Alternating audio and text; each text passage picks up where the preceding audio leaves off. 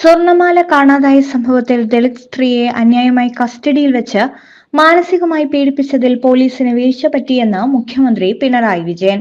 Police സ്റ്റേഷനിൽ അങ്ങനെ സംഭവിക്കാൻ പാടില്ലായിരുന്നുവെന്ന് മുഖ്യമന്ത്രി വാർത്താ സമ്മേളനത്തിൽ അഭിപ്രായപ്പെട്ടു. ഇല്ലാത്ത മോഷണത്തിന്റെ പേരിൽ പേരൂർക്കട പോലീസ് സ്റ്റേഷനിൽ ദളിത് സ്ത്രീയായ ബിന്ദുവിന് നേരിടേണ്ടി വന്നത് കൊടിയ പീഡനമായിരുന്നു.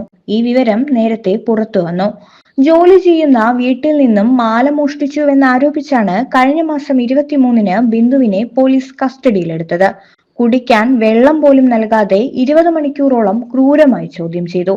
മോഷണക്കുറ്റം സമ്മതിച്ചില്ലെങ്കിൽ പെൺമക്കളെ കേസിൽ കുടുക്കുമെന്നായിരുന്നു ഭീഷണി.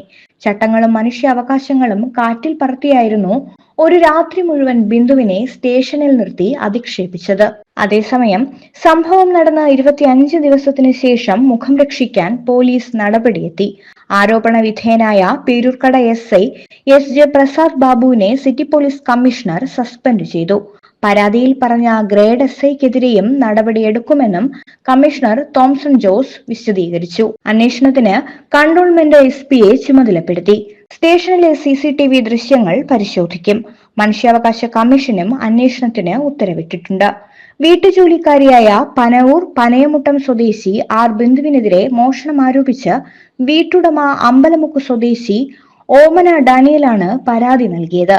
മാല നഷ്ടപ്പെട്ടത് ഏപ്രിൽ 18-നാണെങ്കിലും പരാതി നൽകിയത് 23-നായിരുന്നു. അതിനിടെ പരാതിക്കാരിയുടെ വീട് പരിശോധിക്കാതെയാണ് പോലീസ് നടപടിയെടുത്തതെന്ന് സ്പെഷ്യൽ ബ്രാഞ്ച് റിപ്പോർട്ടിൽ പറയുന്നു. മോഷണം നടന്നെന്ന് ഉറപ്പിക്കാതെ സ്ഥലം പരിശോധിക്കുകയും ബിന്ദു പ്രതിയാണെന്ന് തീരുമാനിച്ച് പോലീസ് അസഭ്യവർഷം നടത്തുകയും ചെയ്തു. കുറ്റം സമ്മതിച്ചില്ലെങ്കിൽ 2 പെൺമക്കളെയും പ്രതിയാക്കുമെന്ന് എസ്.ഐ ഭീഷണിപ്പെടുത്തിയെന്നും റിപ്പോർട്ടിലുണ്ട്.